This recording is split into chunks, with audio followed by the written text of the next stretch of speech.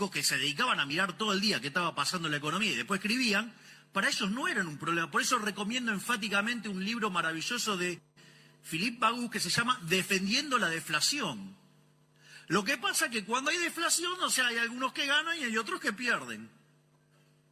Bueno, si, digamos, tienen más exposición los que pierden, y bueno, claro, entonces, la deflación es mala.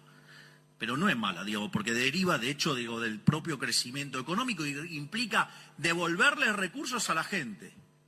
Ahora, entonces, esto quiere decir que la verdadera estafa es la... Bueno, esto recomendaba anoche el presidente Milei. Por eso hoy hemos convocado a Philippe Bagus, que está con nosotros aquí en Para que Sepa. Bueno, la primera pregunta es, ¿qué dice la escuela austríaca sobre la economía que hay que aplicar en Argentina? Pues en Argentina hay que hacer lo que hay que hacer en todos los países para que haya un crecimiento económico. Se necesita libertad.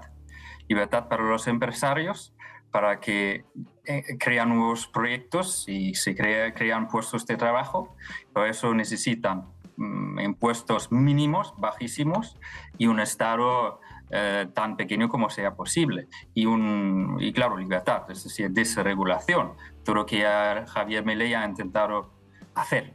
Ajá. Y en cuanto a los... A ver, en los impuestos obviamente todos estamos de acuerdo, estaríamos de acuerdo en que sean mínimos o se bajen los impuestos, pero digo, ¿y en cuanto a los salarios? Pues los salarios dependen de la productividad de los trabajadores. Cuanto más productivos son en una economía de mercado, más alto serán los salarios. ¿Y cómo se incrementa la productividad de los trabajadores?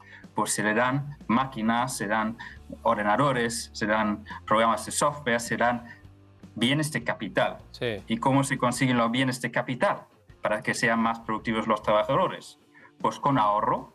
¿Y cómo se incentiva el ahorro? Pues con libertad, con impuestos bajos, para que los ahorren, invierten y acumulen estos bienes de capital y así aumentan los salarios. Está correcto. Ahora, vamos por parte. Desde el 10 de diciembre hasta acá, en estos 140 días, el presidente Milei aplicó libertad, por ejemplo, con el tema del dólar. Permitió una formidable devaluación, un dólar que se fue de 3.50 a 800. Se liberaron los precios, pero los precios se fueron en un libertinaje total. La nafta creció, la vida de los argentinos creció. ¿Cómo se arregla esto para que el ajuste no impacte tanto? Pues con liberando el crecimiento económico, ¿no? Lo que intentó hacer el presidente Javier Milei con la ley base y con el DNU. Desafortunadamente, algunos políticos no han querido permitirlo y lo han bloqueado, ¿no? Entonces eso lo hace un poco más difícil o va a tardar más tiempo a que el crecimiento económico empieza más rápido. ¿Y qué país, por ejemplo, está aplicando esta idea, digamos, de alguna manera, lo que es la escuela austríaca? Digamos, de los países más cercanos a la Argentina, digo, tal vez.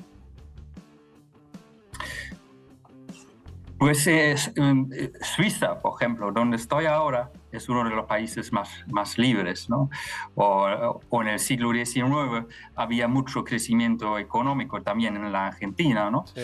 Y también en los Estados Unidos, en Europa, porque el Estado era mucho más chiquitito que ahora había mucho más libertad, entonces había más crecimiento económico.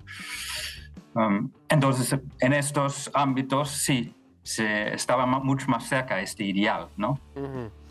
Sí, Luis. Sí, la escuela austríaca es una forma de pensamiento económico, una forma de interpretar la economía que tiene muchos años.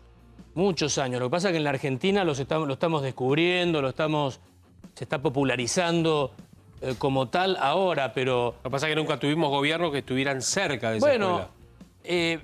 puede ser, sí, más o menos. Los gobiernos de principio del siglo XX que hicieron crecer Argentina... No, te hablo de los últimos 40, 50 años. Porque la escuela austríaca lo que hace es interpretar fenómenos y los estudia, los analiza, los sistematiza de una forma que se ha dado dado lugar a una escuela de pensamiento, pero básicamente está basado en la libertad. Y donde hay libertad económica, hay crecimiento. Eso pasa siempre. El tema, profesor, es la transición y la política. A ver, Alemania después de la guerra contó con el apoyo de Estados Unidos, con el Plan Marshall, con una población muy decidida, Japón, y siguen los casos. En todos los casos, además de tener en claro las ideas económicas, hay que tener un hábil manejo político para conseguir las mayorías, para poder convencer a la opinión pública, porque estas teorías dan resultado en la medida que se mantengan y persistan en el tiempo. Si son episodios de la historia de los países, se los lleva el viento. Sí. Como tantas veces hemos probado con Libertad en Argentina por un tiempito y después venía alguien y la pasaba. ¿Cómo se compatibiliza la política con estas ideas de la libertad económica? Sí, el caso de Alemania después de la Segunda Guerra Mundial es muy interesante porque Ludwig Erhard, el padre del milagro económico alemán, que era una teoría de shock, ¿no? Él un domingo decidió de abolir todos los controles de precios que todavía estaban en vigor desde el tiempo de los nazis y hacer una reforma monetaria también. Él lo hizo sin que la población lo apoye, porque él estaba en el lugar, todavía no había el Estado alemán ni elecciones, él estaba puesto por los aliados y decidió hacer esto en contra de lo que los aliados querían. Y le dejaron hacerlo y los resultados eran tan espectaculares que poco después tenía el apoyo de la población porque la población veía los resultados. Tampoco era inmediato. También había una inflación, poco, y había resistencia de los sindicatos. Pero luego era un éxito tan profundo que era ministro de Economía para muchos años y fue incluso elegido como canciller. Y era tan Lo que Javier Milei tiene de ventaja es que ya ha hecho la batalla cultural antes, es decir, ya ha convencido gran parte de la población argentina que está dispuesto a seguir estas recomendaciones de la escuela austríaca, las ideas de la libertad, aunque saben que en el corto plazo va a haber problemas. Entonces, en mi opinión, solo es esperar hasta que el crecimiento toma forma y, sí, claro, seguir con las reformas en el camino correcto, pasos para adelante, ¿no? Eso es lo que estamos esperando todos, digo, una luz al final del túnel, porque el ajuste ha pegado fuerte en estos primeros meses del año 2024. Preguntarle, usted dijo recién que para completar las reformas se debería aprobar la ley bases.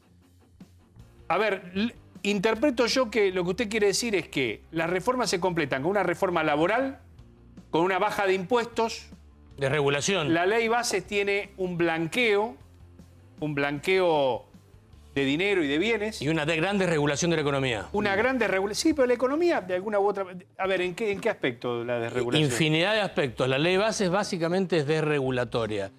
Para cortar cuestiones que el gobierno, los estados, obligan a hacer y traban la actividad económica. En temas económica. laborales, en temas de energía, en temas de derecho previsto, en cuestiones de las jubilaciones. Está bien, pero eso es recorte. Más recorte, nueva fórmula... y se termina la moratoria. Bueno, pero justamente en energía no es así. En cuestiones laborales no es así. El registro automotor es el paso. Hoy me contaban, es el paso siguiente. Una vez que termine esta normativa, claro, van a ir con eso. Yo quiero ir a la pregunta que le quiero hacer aquí a Philip. No tenemos en la Argentina baja de impuestos. Al contrario, van a imponer otra vez impuestos a las ganancias. No tenemos en Argentina todavía leyes laborales y no tenemos en Argentina inversión.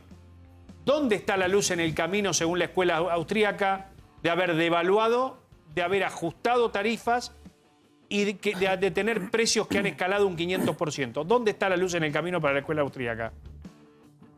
Sí, no, el DNU, ¿no?, ha deregulado y todavía está en vigor, por ejemplo, con el control de precios en los alquileres, ¿no? El control de alquileres se ha abolido Y entiendo que el gobierno está trabajando a regular cada vez más. También están reduciendo el gasto público, ¿no? El gasto público real ha bajado un 35% en un año. Y cuanto menos gasta el Estado, pues más espacio para respirar hay para el sector privado, ¿no? Claro, hay que bajar también los impuestos y espero que cuanto antes también lo haga Javier Milei, que ha dicho en cuanto empiece el crecimiento lo va a hacer. Es decir que, a ver, el alivio primero no lo va a sentir el pueblo en general, sino las empresas, para que eso vaya derramando.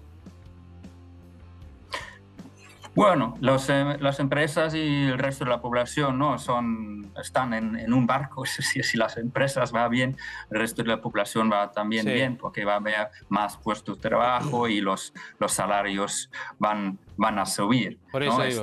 Tienen los mismos intereses, ¿no? Los empresarios y los trabajadores quieren que la economía crezca y la productividad aumente, y los salarios aumentan también como los beneficios. Pero Bagús, a ver, de lo que ve usted, ¿no es cierto? Está bien que no nos podemos comparar con Suiza. Usted está en Suiza ahora, ¿no? Sí. En Suiza. Es tarde hasta ahora. Siempre, sí. Siempre decimos, ojalá fuéramos Suiza. Viste que nosotros los argentinos muchas veces ponemos ese ejemplo. No somos Suiza, ¿no es cierto? Ojalá lo fuéramos, pero en materia económica. Pero digo, a ver, ¿con qué está chocando permanentemente el gobierno de Milei? Y eso es lo que traba el despegue, si es que lo hubiera. Si ustedes tienen una economía muy intervenida, con el Estado muy grande, entonces hay muy poca libertad. Y si usted empiezan a abrir la puerta solo un poquito, ya se van a empezar las fuerzas del crecimiento. Lo que pasa, se choca, como se ha visto, con la ley base del DNU, que hay unos políticos que tienen sus intereses particulares, que quieren que el proyecto de Javier Milei fracase y lo están boicoteando, saboteando, ¿no? Que está lógico, está en su interés personal, no piensa en el interés del país, desgraciadamente, pero es así. Entonces hay que persistir contra ello, no queda otra. Es decir, que usted lo que dice, perdón, Mariana, que hay políticos que están trabando ese avance en la política de Milei porque no quieren que a la Argentina le vaya bien. Sí, claro, porque ellos lo que están interesados está en el poder. Entonces, si al gobierno se le va mal, creen que con ello van a llegar al poder ellos. Y eso es su principal objetivo. Pero eso no es algo extraordinario. Eso pasa en todos los países. A lo mejor en unos países está más pronunciado que en otros, pero los políticos tienen sus propios intereses. Yo veo Javier Milei como una excepción, ¿no? Que es un outsider, que no ha venido de la política y le conozco personalmente y yo creo que está convencido en las ideas de la libertad. Lo ha dicho muchas veces. ¿Dónde lo ubicaría exactamente dentro de las diferentes denominaciones ideológicas a Javier Milei? Porque a veces es difícil de categorizarlo. Estamos hablando de la escuela austríaca, que es casi liberalismo clásico, le diría yo, en un aspecto, pero Milei muchas veces se califica como liberal, libertario, anarcocapitalista. ¿Eso corresponde a la escuela austríaca o no?